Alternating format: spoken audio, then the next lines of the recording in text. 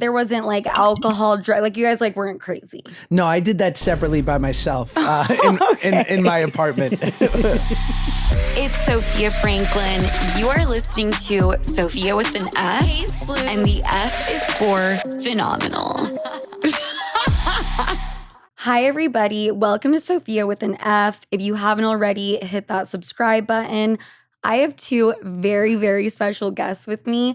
One in person, one is actually in New York because we are in LA on a Zoom call, Ben. Yeah. Is that what this is? I'm essentially like your outsourced IT. Like think of me in like India, like you needed something, your computer crashed, I'm here for you. Yeah, Ben is just here to make sure everything runs smoothly, but I've got Josh Peck here and Ben Soffer. Is it Stoffer or Soffer? Soffer, there is no T. Okay, I always want to put a T there. I don't know why. Like Stouffer. Mm-hmm. I wish. God, I wouldn't be doing this podcast if I was a stouffer. Oh, 100%. Thank you so much for coming on, you guys. yes. And thank you for coming on ours. Thank you. The Good Guys is such an interesting name to me. Where did you guys get that name? We kind of danced around.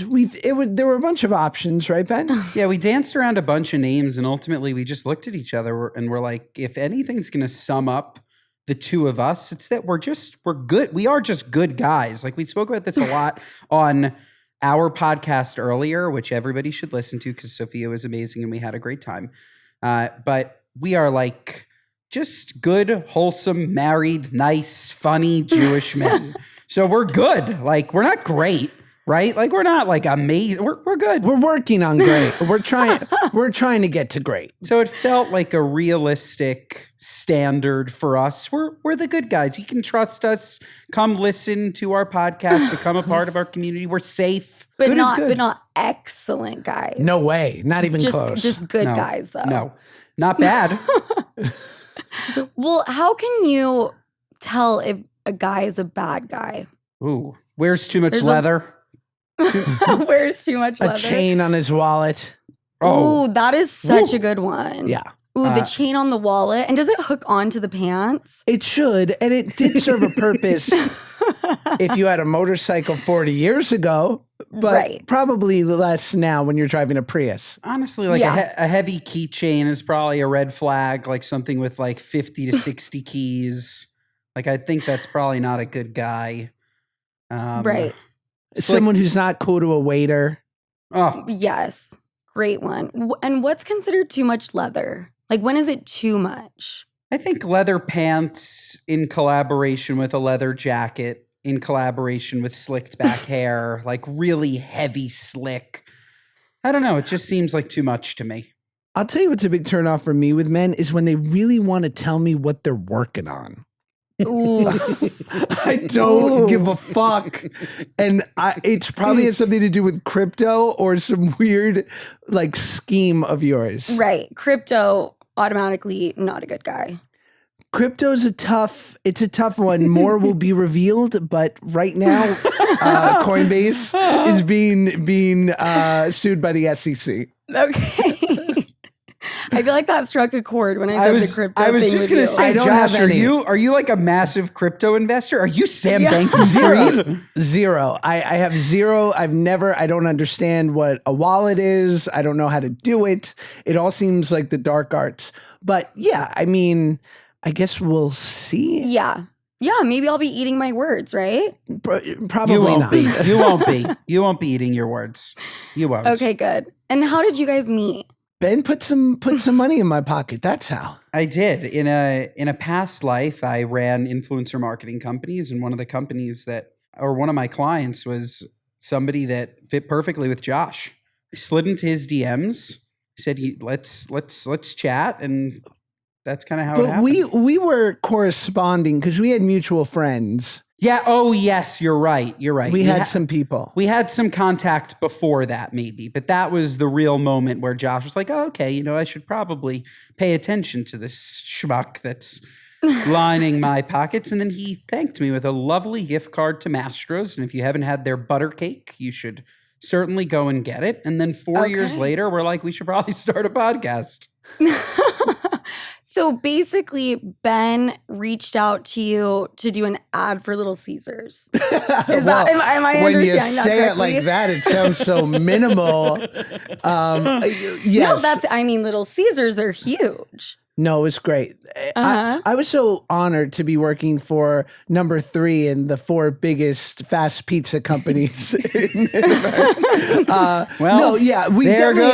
goes the sponsorship, just like that. Gone. I have never heard any pizza company sponsoring a podcast, actually. Me either. They really need to look into that. Ben, maybe you should reach out to your old colleagues and let them know. I could do that. I could. Yeah. So what did you do in this ad? I'm so interested now. It was nice because it was a photo. So it was like, I remember they sent this gigantic cardboard chair made of Little Caesar pizza boxes. And it was something around the Super Bowl. So I had to have a football and look butch and eat the pizza. And it was great. I went to my local Little Caesars, which if you haven't been... This free ads for Little Caesars is upsetting me. Little Caesars with a C, you better start promoting on Sofia with an F. I'm going to bleep it out and I'm going to just send the episode to them and be like, do you want to get behind this or what are we doing? Yeah, what an idea. Oh my God, I've never even thought about that. Josh, we should start doing that on Good Guys. When we mention a brand too much, like Zyrtec or Crestor, we should send it to them. Yes. See if they want to sponsor it. And only then release it. Wow. Yes. What an idea.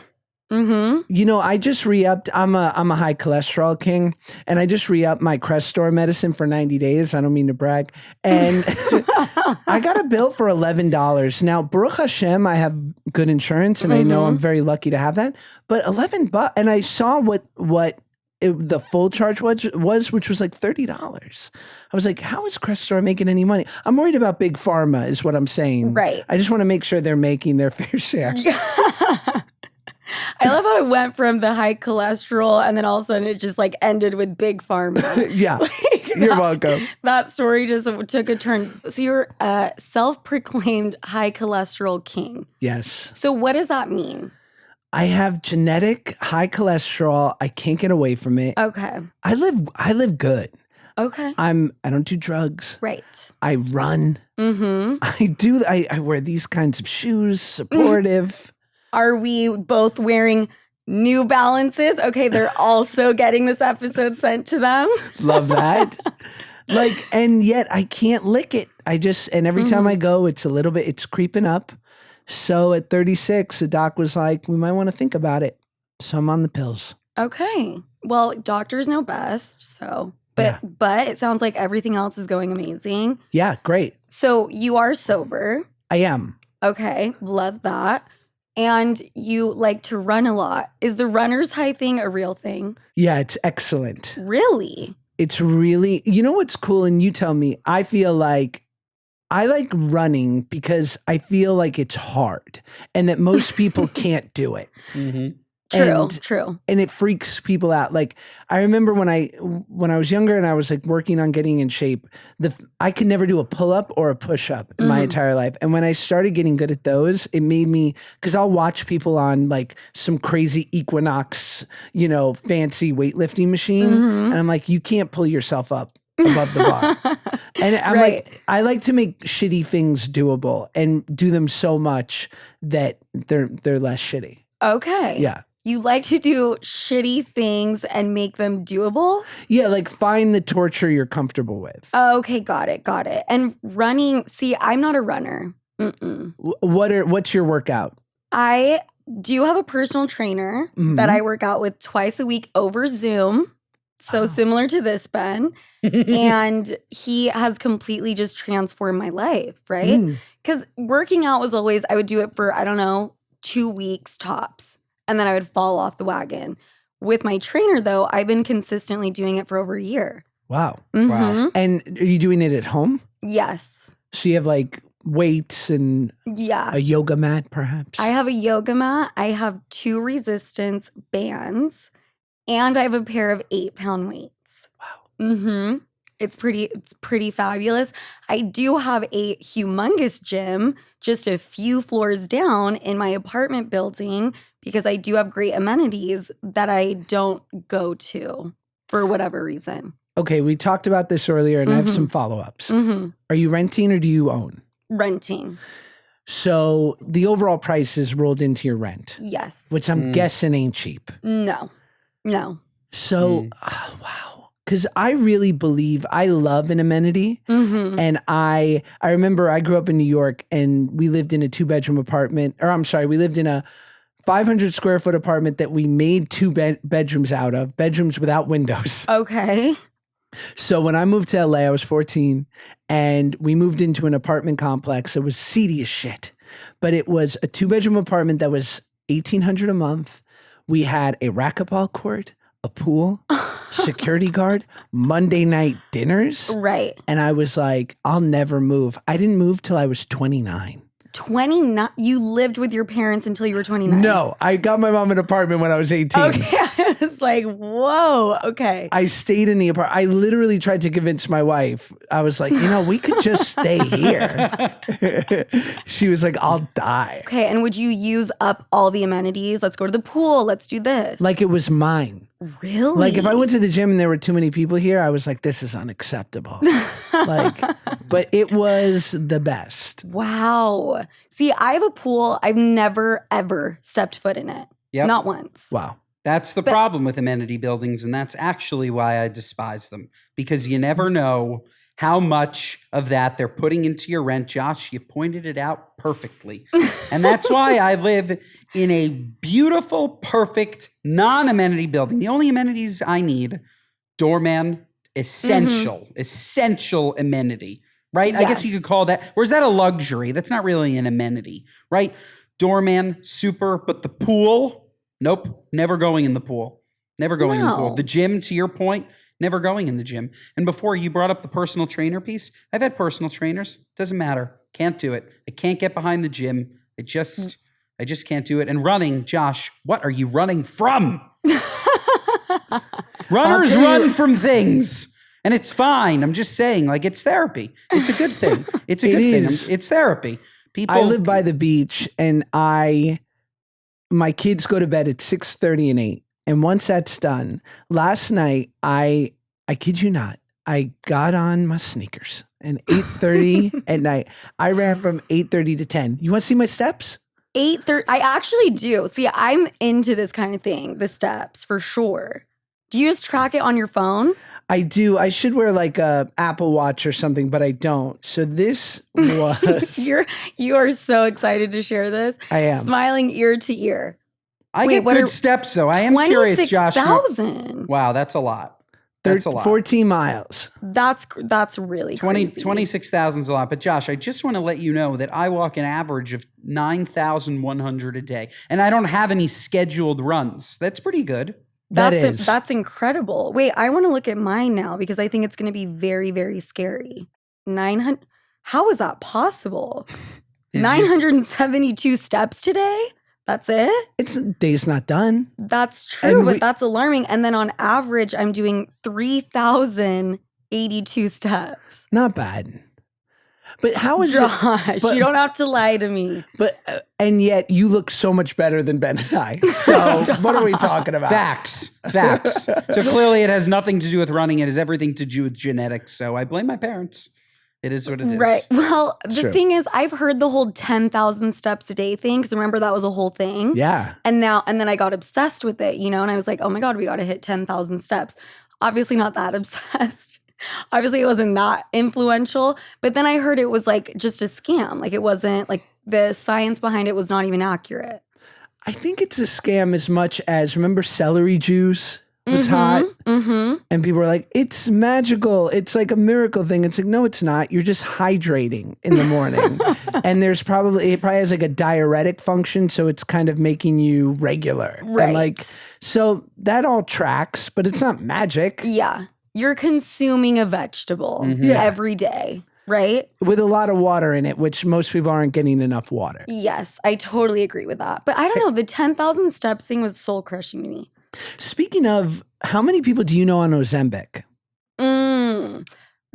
Okay, they have not told me, but I just know. You know what I mean? That's right. Actually, I do know. So I have a few friends that have told me, but I would say I know about like 8 people, I would say, right now, currently. Isn't that? And how many people do you know on Crest Store? Just me? I'm like, yeah, you're actually the first one. She's like, my grandpa. No. Have you guys seen the documentary Fantastic Fungi on Netflix? Yes. Mm-hmm. No. Josh, if you haven't seen it, you should watch it. It's really not about psychedelics. Like some of it is. But I bring it up because there are 2 very interesting mushrooms that I am going to start taking, and I'm going to let you guys know how they are. They're not magic mushrooms. They're regular. One is called lion's mane. Have you heard of lion's mane? I took it today. Oh, okay. So what do you think of it? I'm a big lion's mane guy. Cognitive mushrooms, chaga, cordyceps. Love it. Believe in it. I'm in. Great. So the other one was cordyceps. I ordered both of them. So you endorse my usage of these powerful fungi. Yeah, shout out my friend's company, Four Sigmatic, who are like the first people in this space. What the hell? You have a friend's company? I paid out of pocket for that shit. You should know better. Hit me up, baby. I got connections all over the place. I didn't even know. I paid $79.99 plus shipping from Australia. Who knows if they'll ever even come? Cancel. No, I already got the shop pay notification that they sent it out. It's on its way. I can't do it. But I bring it up because maybe the 10,000 steps isn't real. Maybe the mushrooms aren't real, but I hear good things about the fungi. I do. Well, it sounds like Josh is here, like he's the living truth, right? And you're here to tell us they're life-changing. Are they? I think it's helping. I sure do tell myself my mind can blow things up to such proportions. It's my mind is the Macy's Day Parade. It just floats, taking up the street all day long. How about for you? Yes. I think if you're talking about just blowing things out of proportion, if that's what you're referring to, yes, I'm right there with you. What's your major fear? Oof, this is so easy. I mean, I have a ton. Tsunamis. I love it. But actually, have you seen the movie The Impossible, either of you? With Naomi Watts? Mm-hmm. I haven't. Too sad. Me neither. Yeah, I mean, it just scarred me and changed my life forever. And I had that fear in Utah, which is alarming because that would never happen there. And I have floor to ceiling windows, but I'm so scared of heights. Wow. That's a big tell that you're doing well if you live above floor 40. Like, thank you. Yeah, no one's ever like, grew up in the projects. My apartment was on the 72nd floor. Right. Wait, that's actually such a good indicator, right? It is. It's also a good indicator that you're overpaying in a big amenity building. like why am I paying money for a Zen garden? You know what I mean? I don't need to go to the Zen garden. But now that you say that, I wish I had a Zen garden. Right. Well, I mean, I do like to throw it in people's faces, right? Like all the amenities and like take a picture in it. But it's like I don't use them or utilize them.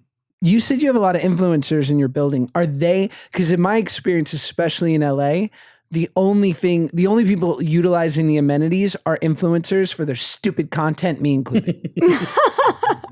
This is going to be the most pretentious, annoying thing I will ever say on this podcast. Postmates or DoorDash or any food delivery, they are not allowed to bring the food up anymore, which is why I'm leaving because that's insane. Like, why am I ordering Postmates, right? Oh, yeah. Your doorman doesn't bring it up either because my building, they don't allow Postmates or DoorDash, but the doorman will bring it up, which I love. It adds a nice layer of security. But for you, it's making you go from the floor down to the lobby to get your food. You might as well have gone out to eat.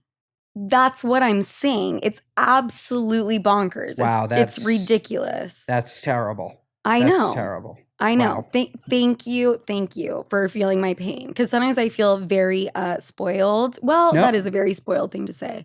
I don't think so. You're paying a delivery fee for it to be delivered. If it was pickup, you know, the building should fork over some of that fee.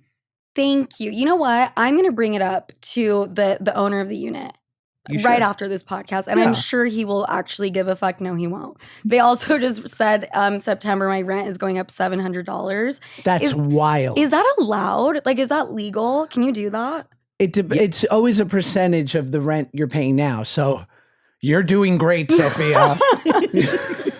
I know. I'm like, could I be more annoying on this episode? I'm like, floor, and oh my God, and I have to go downstairs in the elevator to get my food. I remember I was working in Canada, and I had to quarantine for 2 weeks in Toronto. Because it was right at the end. It was like the last weeks of the pandemic or the quarantining time in Canada. And you cannot leave your apartment for 2 weeks, right? Because they want to make sure, and like absolutely, and you know, guests in the country. But so you're Amazoning, you're doing Instacart, Postmates, you know, everything. And I'm sitting there and I have nothing to work out with. And like, I've got thick boy syndrome, like literally the horrors of my childhood are like, you got to do something. And so I order weights from Amazon and I like explicitly say, even the guy calls me, he's like, I'm downstairs. I'm like, please come up and just leave it out. Just leave it outside the door. Like, I can't come down there. And he was like, I'm leaving it. I'm like, do not leave it. And so I waited till like 4 a.m. Now, the truth is you were so terrified because if Canada caught you breaking quarantine, you could do 6 months in jail and or get an $800,000 fine.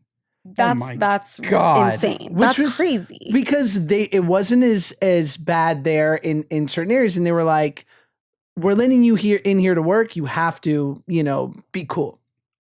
So I waited till like 3 a.m. and because I knew where it was. It was right by the elevator. I'm like, I'll wait till 3 a.m. I'm going to put on like 20 masks.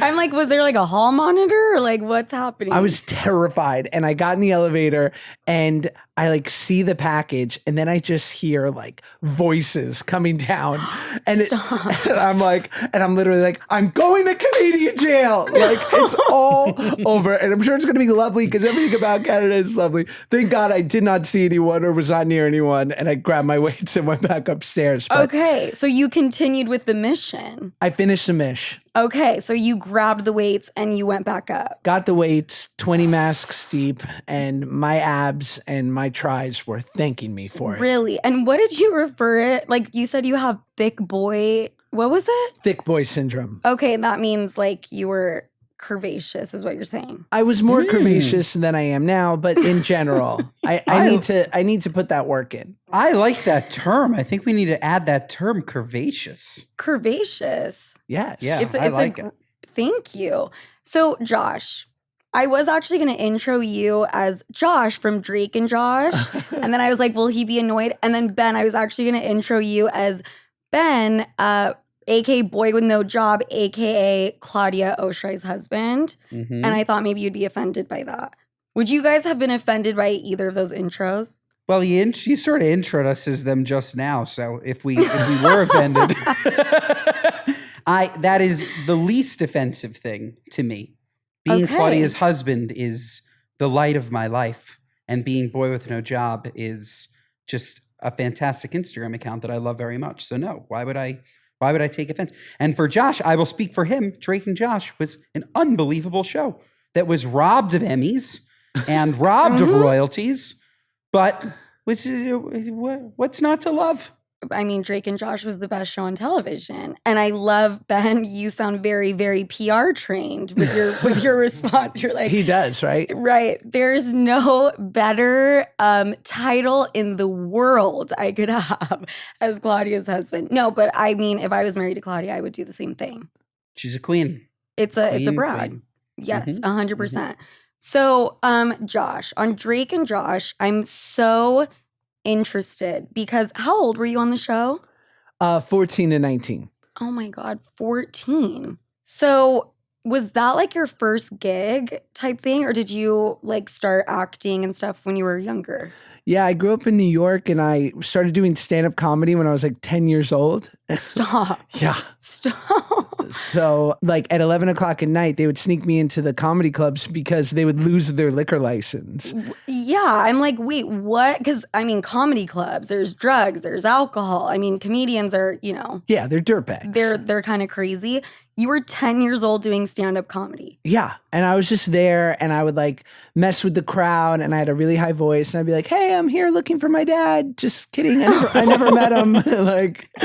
And I'd make fun of kids at school and old jokes my mom used to tell. And yeah, I mean, my mom is older, so God bless her. She just had her 79th birthday and she's a single mom as well. And so we have that in common. And so I was like her little project. Like she was in her early 50s. I was 10 and it was just her and I. So when I started having a bit of a talent for this thing, she's like, I'm going to support this. Okay, so it was you. Like you wanted to be on this stage and you were like, Mom, I belong on like the big screen type of thing.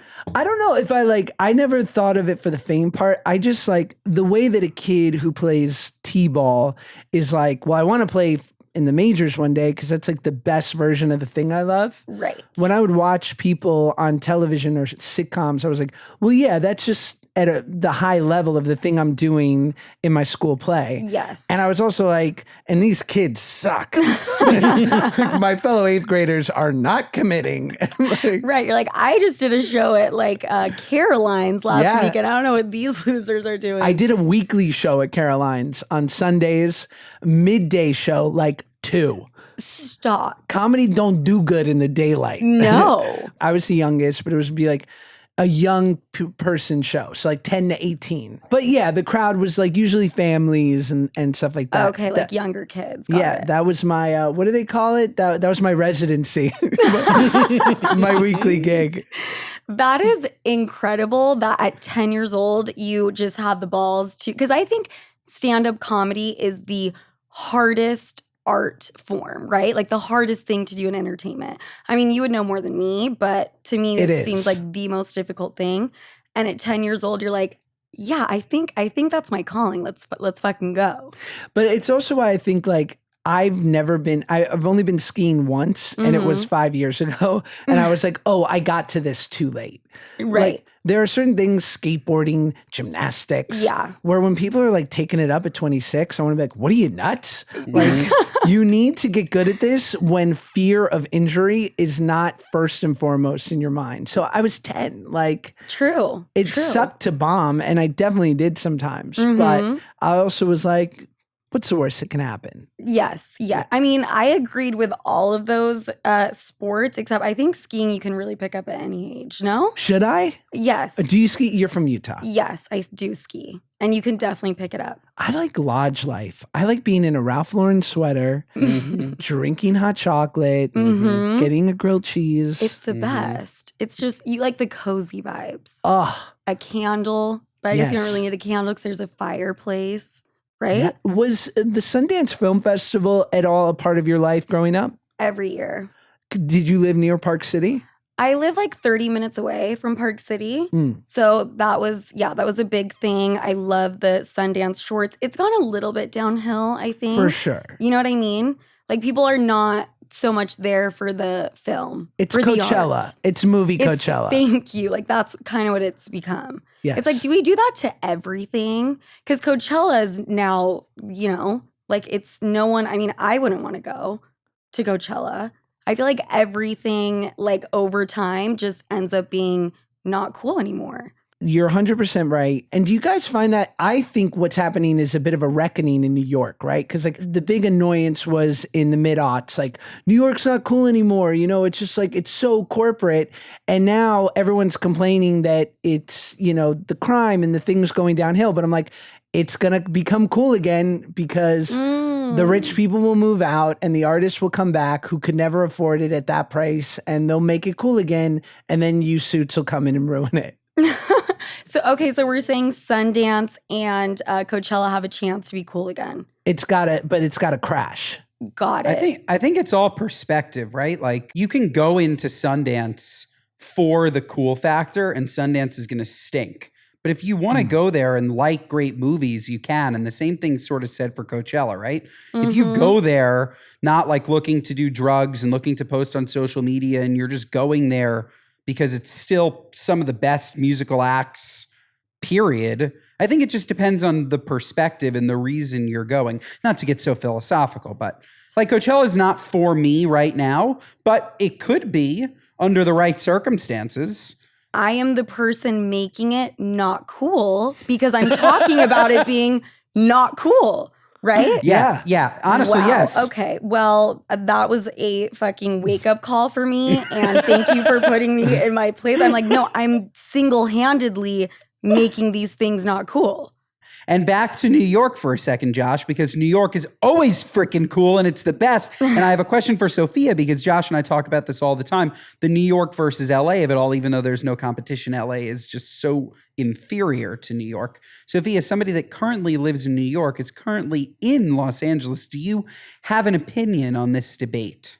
So I have talked about this many a time, and I absolutely despise Los Angeles. Despise. Why? I don't think it's cute. I think New York is very cute. That's the number one thing. The people, although it could just be like the people that I meet, you know, I'm sure there are great people in Los Angeles, but the people, I don't think it's very cute, and I don't know, just something about it. Ben, why don't you like it? I don't like it because I think it's one, funny not to like it. And when you tell somebody from LA that you don't like LA, they're like, oh, what? How can Right. how can that possibly be the land of opportunity? So I think it's funny. Two, I think that they overrate their weather and they're stuck in this like, I don't know, like 2010, like California travel commercial with Arnold Schwarzenegger at the helm talking about you must come to California for perfect weather. Maybe a terrible accent. impression. Was that more Dracula? Whatever. The weather stinks. Stinks. Every time I go, it's either cloudy or it's rainy. And the biggest thing with LA is they say weather and they say fame. And I want you to know I have never had good weather in LA and nobody's ever made me more famous in LA. So I like New York, especially because on top of all those things, New York is charming. As you mentioned, the food is fantastic. Clubs open till whenever you want. So many more restaurants, walking distance. It's a 24/7 city. So much just cultural diversity and fun and just greatness. And so...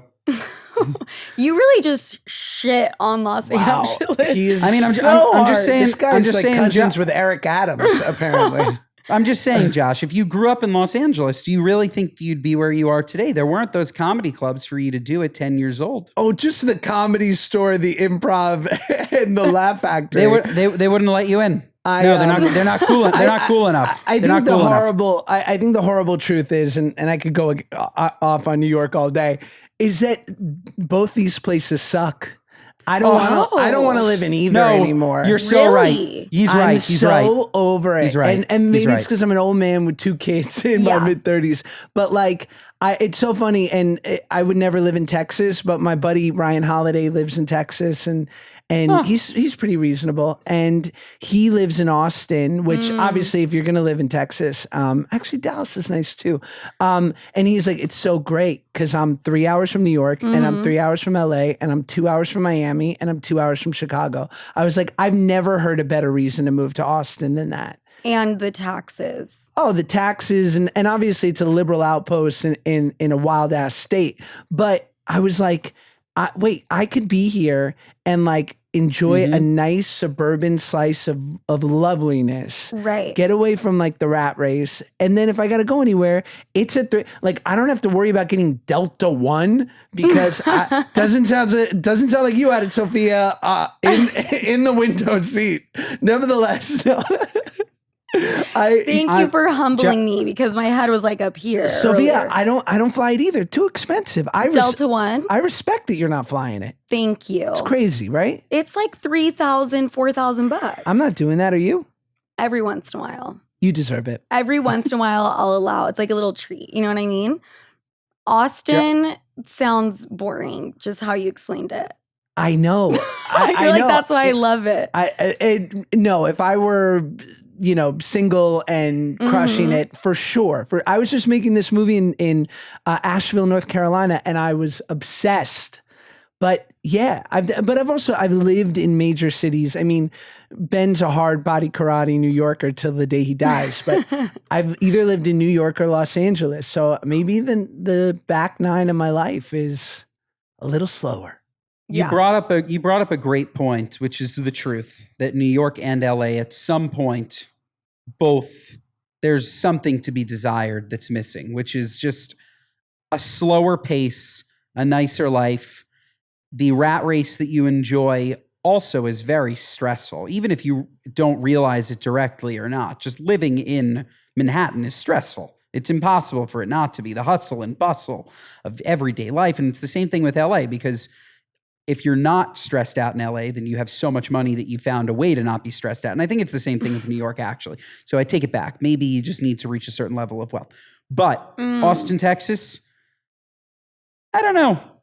Austin it's kind of like LA. Austin's cool. I like Austin's proximity. I couldn't agree more. But I don't know. I think we've spoken about this. Let's just get a cabin in the woods. Something in a Montana. Hang out, get some horses, live on the land, live off the land. It's cold. Wow. That just took a turn, Ben. You're like New York, Manhattan, the bustle of the city, to a cabin in the woods in Montana. But also Utah, where you're born and bred. I love Utah. I love it, especially I don't know do you know Camas, Utah? I've been to Camas. Yes. Lovely. It's like ranches and horses and fun and chill and Gorgeous. Yeah. But I mean, Gorgeous. not to live every day. No, I don't know. I think guess so. not. No, I guess not. Yeah, We're building, we're growing. The fact that we just talked about geography for that long is that's how I know you guys are very good podcasters, because only the three of us could go back and forth about LA, New York, and end up with a Utah cabin in the woods. I don't even know. Okay, but Josh, back to you being a childhood star. I would just want to know. Can we talk about geography? You're quick. but back to Ben's point about bring up the topography of New York State. So then there's the Adirondacks, Buffalo. Fun fact about New York, quickly, not to digress again, but New York really doesn't get enough credit for being two completely separate states. California does get that with the Southern California and the Northern California. But New York, you go up there and it is just rednecks and wilderness. Ben, thank you so much for bringing it back. And thank you so much for now, for sure, wrapping it up. And we're putting a period on the end of that conversation. Okay, Josh, is this what Ben does when it's about you? It's the best. I just love him. I can't get enough of the guy. I wish I knew him I wish I knew him my whole life. Yeah, I love how I'm okay, so Josh, childhood stardom, and Ben just starts going off. I'm okay, is this a trend? Is this something Josh, we have our whole life to come. Don't worry. Okay, so Josh, childhood star, I need to know, because Drake and Josh was on Nickelodeon? Yes. Okay. And you were on the Amanda Bynes show. Okay. What were the parties like? The Nickelodeon, was Jamie Lynn Spears pre-pregnancy, taking shots with Amanda Bynes in the corner? What were the outings that you guys would have? I'm so curious. We were so young. It was before. I'm sure there was little bits of intrigue going on, but for the most part, it was bowling. Really? If you had a rap party at a bowling alley in LA, your show was successful. Wow. Okay. If you had a sampler platter and unlimited bowling and they were handing out arcade cards, that was the cool thing. Yeah. I mean, there was probably, once we got 16, 17, there was probably a circle of people who were sort of proving all of the stereotypes right. But nobody, I love Amanda Bynes, and I love being on her show. I love being her friend. I talked to her. I ran into her a few years ago, and we, kept up for a couple months. But I just think she's literally besides being a great person, she's one of the greatest performers. Oh my ever. God. She's a man. I mean, that performance unbelievable movie. She's unbelievable. Comedic genius. She is. Did she get an award for that? Because if not, she absolutely should have. I mean, Channing at his height. Yes. Cute as cute gets. So hot. I would say hot. Channing, hot there. Him and Coach Carter. I'll take that any day over this Magic Mike. Wait, Coach Carter. Who played him? Sam Jackson. Oh my God, he's so fucking funny. That movie is incredible. It's great. I love any movie like that though. Finding Forrester, Coach Carter. I'm in. Right. Yeah. Okay. So there wasn't like alcohol, like you guys like weren't crazy. No, I did that separately by myself in my apartment. Okay, so you were doing that just not at the bowling alley with everyone else. When I got older. Okay, when you got older. Like how old are we talking? I probably was a cliche from 18 to 21, sowing my wild oats and just being dumb, which is not rare for, I would imagine, most people college age to be experimenting and making bad decisions. I just had a very specific, unique set of circumstances. Yeah. Yes, you did.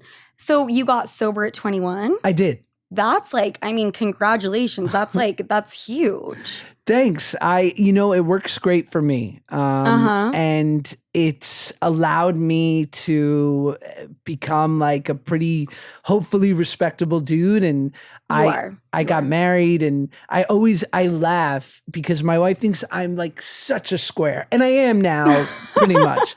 But she'll like laugh, and I have my one of my best friends, my buddy Len. We've known each other since we were 13, and we used to roll together like you would not believe. Okay, and he's a sober guy too, and he'll look at my wife sometimes and be like, "You think the Josh you have now is the Josh that was always there?" Mm-hmm. It wasn't. He's like, you should have seen him at 19, 20, 21. And she would have run away screaming because it was just a mess. Right. Yeah. Yes, 100%. Well, congratulations. That's huge because, you've been sober for how many years now? 15 years. 15 years? Yeah. And at 21, that's just that's such a huge accomplishment. I don't know if I'll ever be sober, but I would like to, maybe cut back a little bit. The thing is, drinking and all of those things, they don't, what's the word? When I was younger, I could do it. And now it's I have a hangover for 2.5 weeks, emotionally. And I'm like, why am I even still doing this? For what? I think that's a good point. And as the owner of an alcohol company, Ben, what are your thoughts on it? And I love alcohol, and that's why I continue to do that. And Sofia loves Spritz Society. She's come to many an event and is a proud drinker. And I have never had a hangover from one, ever. And I will say that as I get older as well, I'm more a fan of sessionable drinking, right? So Spritz Society in particular, I made 6% because it's something in between a glass of wine and a beer where you can have, again, if you're able to, one or two, and it's like a nice... you're not going to be hungover the next day. It's a casual, relaxing beverage, especially for like a beach or a pool or whatever. That said, for me, I drink far less than I used to. I too, like Sofia, I used to be able to drink on Tuesday nights. Again, this is like clubbing eras, like Tuesday nights, Thursday nights, Friday night, Saturday night. And then you grow up and either you become sober if it became a real problem, or you do drink less. I think that it's a tall tale sign of somebody that at some point you should slow down because it definitely hurts your body if you drink that much, no matter if it's a problem or not. So I now just drink on weekends really, because if I drink on a Tuesday night, I won't feel good on a Wednesday, and I've just too much shit to do to not feel good on a Wednesday. But I love people who drink. I do. I love you just came back with that. A lot of people, I hate this when people go like, do you mind if and I'm like, you're a grown up. Drink your drink. I'm good. 15 years in, I appreciate that some people are a little bit careful around me with what they're consuming. But if my wife goes out and has a margarita, or her sisters, people are drinking and they're not me, so they can handle it, and they become chatty and fun and dance. Yes. That's lovely. Yeah. You don't frown upon it. No, not at all. I frown on guys who get angry. Ooh, yes. Right. Yes. And to Ben's point, I don't need to have a hangover for 2.5 weeks if I just decide to drink responsibly. Right? Yeah. That's really what it comes down to. Seriously, yeah. Yes. Or like take after The Rock. The Rock has that one Sunday cheat meal where it seems like he eats 900,000 calories on Sundays. Like just black out every Saturday, but the other days just like take it easy. We are not promoting blacking out. I'm like, Who said anything about blacking out? Where am I? Is this Inception? I love it. There's nothing more though that I do love when I will see people like my sister-in-law or like somebody who's hurting the next day after a drinking escapade. And I will just do things. I'll be like, I might go out for a run. I might have a tuna fish sandwich. And they're like, I'm dying. right. They're like, I need electrolytes. Speaking of, Sofia's podcast is sponsored by Liquid IV. No, any electrolyte sponsorships? You know what? Not right now, but hopefully after I send Liquid IV this episode, I have to send this episode to like 50 potential sponsors now. It's interesting that your sister-in-law has issues with tuna fish when hungover, because that to me is an absolute go-to. Give me a tuna salad sandwich on a bagel. I guess it's either hungover or not hungover. I just love tuna, but I have no issues. Yeah. Thank you, Ben. Thank you so much for coming in with your feelings on tuna fish. This episode brought to you by Bumblebee. But I mean, Josh, you're like the dad who wakes up before everyone and then tells everyone about it, right? Yeah, I do talk. I mean, I'm up. Like I was up today at 5:45. Wow. Ben, what about you? 7:30. Not bad. Wow. That's not bad. Okay. I'm like a 9 a.m. earliest type of gal. Not bad either. Okay. Can you stay in bed after you wake up? No. I'm out of that thing. Getting in bed, there's nothing better. And in the morning, it's like, ugh. I want out. Right. Yeah. Right. I mean, I will have like a lazy Sunday though, where I'll just stay in bed and watch movies, put the towel out and eat food off of it. You never do that? No, never. Your wife would kill you. She's a chiller. She can do it. Oh, okay. But I got something called spilkis, also known as ants in the pants. Love it. I can't. I gotta go. Okay. Yeah. Love that. Okay. So I know we have to wrap this up. You guys are both hilarious. I wanted to talk to you about hot tub etiquette, but I don't think we're gonna have time.